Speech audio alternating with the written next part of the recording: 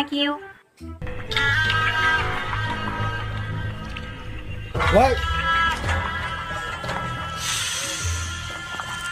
कितना हो भैया? तो क्या करना है मैडम, नंबर दे दीजिए अपना, बस काफी है।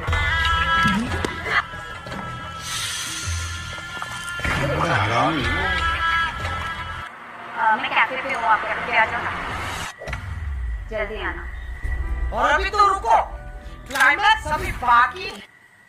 A few moments later.